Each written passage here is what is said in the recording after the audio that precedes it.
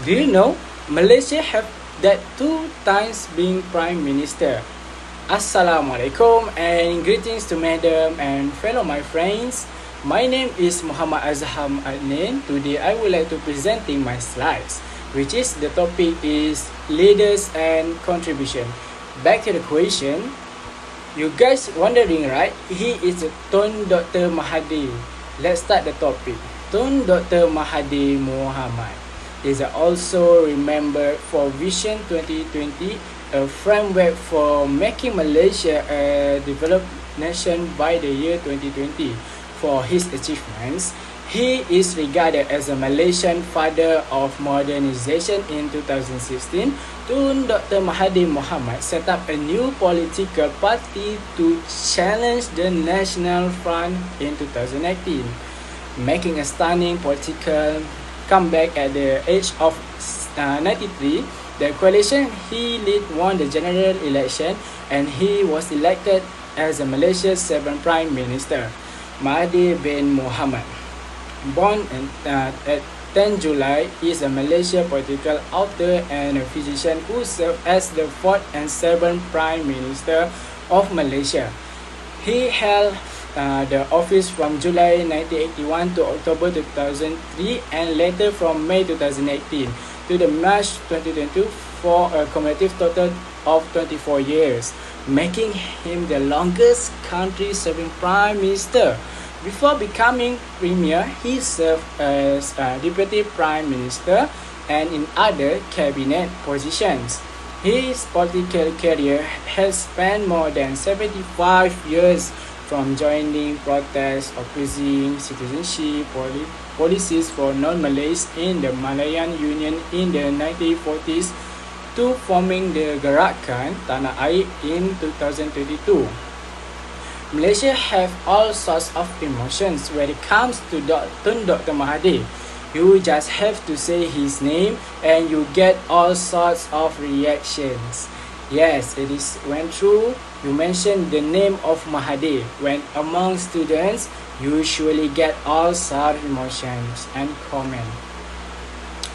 Tun Dr. Mahathir Mohamad was born on 20 December 1925 at Alor Star, Kedah. His name Dr.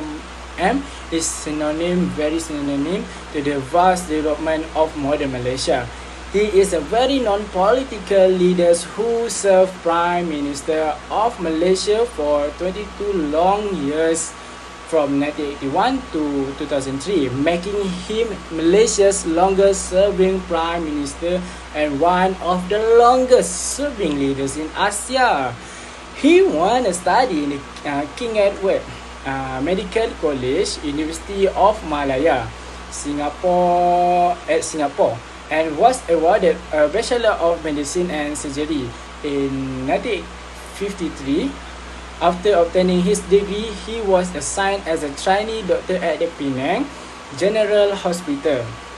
Tun Dr. Mahathir became active in politics and in 1964 stood for election in Kota Serta Selatan and won. In 1965, he was elected to UMNO Supreme Council. Following the 13 May 1969 and wrote a scathing letter to Tunku criticizing him for his short approach economic that Tun felt sidelined the Malaysia is economic development as it gave free rein to Chinese domination. Because of that letter, he was expelled from UMNO. Tunku resigned as a Prime Minister in 1970 and Tunku Abdul Hussein took over. In 1972, Tun Mahathir's application to rejoin UMNO was accepted. He was appointed Senator in 1973. Next, I will explain contribution of Tun Dr. Mahathir Mohamad. Firstly, Malaysia Incorporated. Tun Dr. Mahathir introduced this concept to set guidelines for the business and private sector to work together to develop the country. He saw their cooperation as a vital for success of the nation. As a Prime Minister, Tun Dr. Mahathir encouraged the growth of Malaysian entrepreneurship via pro-business policies, and during his tenure, more than a few Malaysian companies to spread their wings beyond Malaysia's shores. Second, national car. Tun Dr. Mahathir realized that creation of Malaysian national car Proton in the 80s. Through a technology sharing arrangement with Mitsubishi, the birds of Proton created many jobs in the automotive industry and spawned a subsector for parts and service. Third, Vision 2020. In 1991, Tun introduced Vision 2020, a set of goals for the country to strive toward its efforts to become a developed nation by year 2020. Fourth, infrastructure project. Under Tun's leadership, infrastructure development in Malaysia to speed up major projects such as the North-South Highway, the now iconic Petronas Twin Towers, and the Kuala Lumpur International Airport were constructed. The infrastructure projects create jobs, rise Malaysia profile internationally, and most importantly, spur development in their surroundings areas as well as in supporting industries. Thank you. That's all from me. The next part I will pass to the Hazrin Sharnas. Thank you. Greetings everyone, my name is Hazrin Shahnaz and I will be presenting you about Tunku Abdul Rahman, which is known as the father of independence or the father of Malaysia, and I also will discuss about his contribution towards Malaysia. Next, I am going to talk about the biography of Tunku Abdul Rahman. So Tunku Abdul Rahman's full name is Tunku Abdul Rahman Putra Al-Haj Ibni Sultan Abdul Hamid Halim Shah. He is remembered as the father of independence and the father of Malaysia. He was born on 8th of February 1903 in Alustar, Kedah. So before embarking his journey to becoming a Prime Minister of Malaysia, Tunku graduated with honours from the University of Cambridge in the United Kingdom. Tunku began his career by serving as Assistant District Officer, then District Officer in several other districts in Kedah. In 1940, Tunku was appointed as the Deputy Director of Civil Defence in South Kedah. When Japan handed over Kedah to Thailand in 1941, Tunku was appointed as the Supervisor in Education. After the end of the World War II, Tunku also participated in politics against the Malayan Union and raised awareness towards independence. So, what are his contributions? I am going to elaborate 5 of his contributions that actually impacted Malaysia in so many ways from back then until today. So 1 out of 5 of his contribution is the formation of Gagasan Persekutuan Malaysia. On 27th May 1961, Tunku presented the idea of forming Malaysia at the Adelphi Hotel in Singapore. The purpose is to guarantee the political, security, economic, and social strength of the countries involved. The formation of the Federation of Malaysia was able to give independence earlier to states such as Sabah, Sarawak, Brunei, and Singapore from the British colonies. The formation of the Malaysia idea got a negative reaction from Philippines and Indonesia, which then launched a confrontation. Then Brunei withdrew due to a rebellion from the people. Meanwhile, on 9th August 1965, Singapore then withdrew themselves from Malaysia due to racial problems. Tunku managed to overcome all challenges with his wisdom by getting solid support from the people, the British government, and the PBB. The Federation of Malaysia was formed on 16 September 1963, and then Tunku was dubbed as the father of Malaysia. Tunku's proposal for a Federation of Malaysia has radically changed the course of international politics in the region, leading to a change in the map of Southeast Asia, when Malaysia was established on September 16, 1963, which includes the states of Federation of Malaya, Sabah, Sarawak, and Singapore. Moving on, Tunku Abdul Rahman managed to create unity from different races in Malaysia with peace and harmony. He is known as the former of the nation. He tried to unite the multiracial people of Malaya to oppose the British government and demand independence. Tunku worked confidently and patiently to unite the races while maintaining the integrity of the Malay nation and the MCA, which was established in 1952 in non-Malay majority areas. As a result, the UMNO MCA alliance has given big victory to both. joined by MIC ahead of the 1955 election to represent the Indians. All the important races are represented in a body politic which is spread out towards independence with the organization known as the Perikatan. Furthermore, he managed to get rid of threats by PKM towards Tanah Melayu.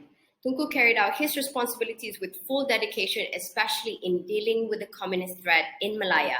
He put an end to the threat of the PKM in Malaya peacefully and practiced liberalism. On September 9, 1955, Tunku declared amnesty for PKM terrorists who wanted to surrender.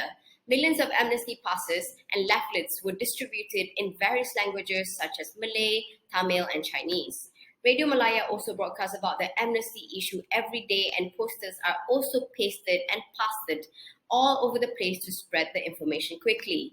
On September 28 and 29, a meeting called Rundingan Baling was held between members of the PKM represented by Chin Peng, Chin Tian, and Rashid Maidin, with members of the Malayan government represented by Tunku himself, Tun Tan Cheng Lok, and David Marshall.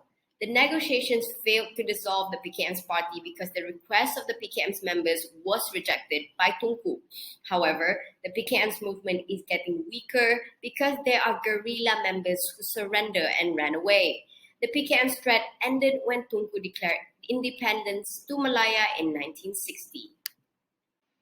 Additionally, because of him, Malaysia have a good relationship with a lot of countries worldwide, and that is one of the reasons why we have one of the strongest passports in the world till today. Tunku did some foreign policy through the declaration of several agreements to guarantee the relationship between them. Agreements made benefit all countries involved and impartial. Among the agreements signed by Tunku is the Organization of Southeast Asian Countries, which is known as ASA, and Mafilindo, and the ASEAN Agreement. The ASA Agreement was signed by Tunku together with the Philippines as well as Indonesia on July 31st, 1961. The purpose is to create regional works, especially in the economic field and culture, and block communist influence in the hope of maintaining close relations between the member countries. Mafilindo was established in June 1693, created to maintain relationships between countries in addition to reducing the conflict between Malaysia and Philippines as well as Malaysia and Indonesia. ASEAN was signed in 1967 with the Philippines, Indonesia, Thailand, and Singapore. The aim of the organization is to maintain political stability, help each other culturally, economically, social, and cooperation in forming research, training, and others. His last contribution that I would like to highlight is that he is the catalyst towards the growth of Islam. The birth of UMNO aims to fight for Islam as the official religion of Malaysia. Tunku, as the country's #1 leader, is heavily involved in efforts to develop Islam, among them placing Islam as the official order of the country starting as early as 1960. One of the examples of his effort of developing Islam in Malaysia is through founding a Quran reading competition. He also became the president of Islamic Welfare Organization of Malaysia, which is known as PERKIM, when the organization was established on 20th August 1960. His hard work in PERKIM emerged as a leading organization and respected by all Muslim countries in the world. He also took a serious initiative in extending help to refugees from Cambodia entering Malaysia through Kelantan in 1975. Tunku was appointed as the first Secretary General of the Secretariat of Islamic States in Jeddah on 9th June 1970. Because of his efforts to help establish the Organization of the Islamic Conference, which is known as OIC, in 1969, Tunku's leadership managed to attract more than 41 Muslim countries to join them. The establishment of the Islamic Development Bank, which is known as IDB, as a special institution within the framework of the OIC. That is all from me. Thank you.